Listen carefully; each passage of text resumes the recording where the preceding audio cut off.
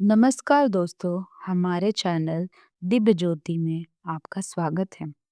आज हम लोग सुनेंगे बसंत पंचमी की कथा। जब सृष्टि की रचना हुई, जब आकाश, पृथ्वी, जल और अग्नि ने आकार लिया, उसके बाद भी इस ब्रह्मांड में एक कमी थी। चारों ओर जीवन था, लेकिन मौन था। ना कोई शब्द, ना कोई स्वर और ना कोई ज्ञान। उपनिषदों के अनुसार सृष्टि के प्रारंभिक काल में ब्रह्मा ने जीवों की रचना तो कर दी, पर वे स्वयं संतुष्ट नहीं थे। उन्हें प्रतीत हुई कुछ अधूरा है, कुछ ऐसा जिसके बिना ये सृष्टि केवल एक शरीर है, आत्मा नहीं। चारों दिशाओं में गूढ़ सन्नाटा छाया हुआ था। तब ब्रह्मा जी ने अपने कमंडल से जल अपने हाथों में लिया और संकल्प पूर्वक भगवान विष्णु का स्मरण किया। उनकी स्तुति सुनते ही भगवान विष्णु प्रकट हुए। स्थिति को समझते हुए विष्णु जी ने आदिशक्ति माँ दुर्गा का आवाहन किया। क्षण भर में आकाश में तेज का विस्फोट हुआ।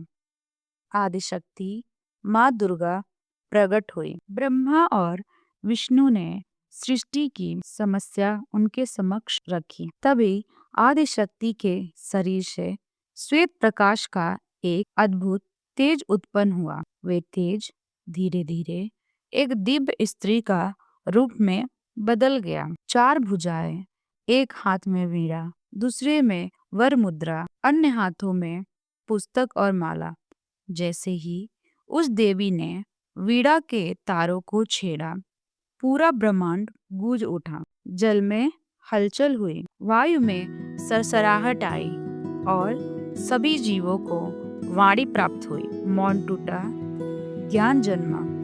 देवताओं ने एक स्वर में कहा, ये देवी शब्द और रस की अधिष्ठात्री हैं। और तभी से उन्हें कहा गया माँ सरस्वती। आदिशक्ति माँ दुर्गा ने ब्रह्मा जी से कहा, मेरी तेज से उत्पन्न ये देवी आपकी शक्ति होंगी, जैसे लक्ष्मी विष्णु की, जैसे पार्वती शंकर की, वैसे ही सरस्वती आपकी शक्ति होंगी। इतना कहकर आदिशक्ति अंतर्ध्यान हो गई। पुराणों के अनुसार भगवान कृष्ण ने माँ सरस्वती को वरदान दिया कि बसंत पंचमी के दिन उनकी विशेष आराधना होगी और तभी से भारत में इन दिन को ज्ञान, विद्या, संगीत के उत्सव के रूप में मनाया जाने लगा।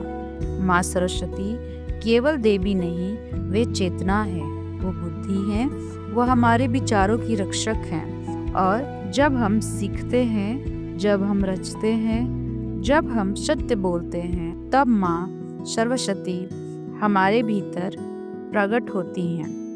बसंत पंचमी केवल पर्व नहीं, यह उस दिन की स्मृति है जब ब्रह्मांड ने पहली बार बोलना सीखा। कुछ कथाओं में यह भी बताया जाता है कि त्रेता युग में श्री राम जब सवरी से मिलने गए थे, तब भी बसंत पंचमी का दिन था।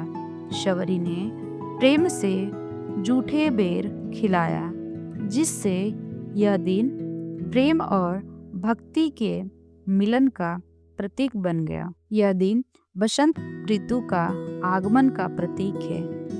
यह दिन ज्ञान, कला, संगीत और बुद्धि की देवी सरस्वती को समर्पित है। छात्र, कलाकार और विद्वान सरस्वती देवी को ज्ञान और क्रिएटिविटी के लिए प्रार्थना करते हैं। इस दिन पीले वस्त्र पहना जाता है और पतंग उड़ाई जाती है।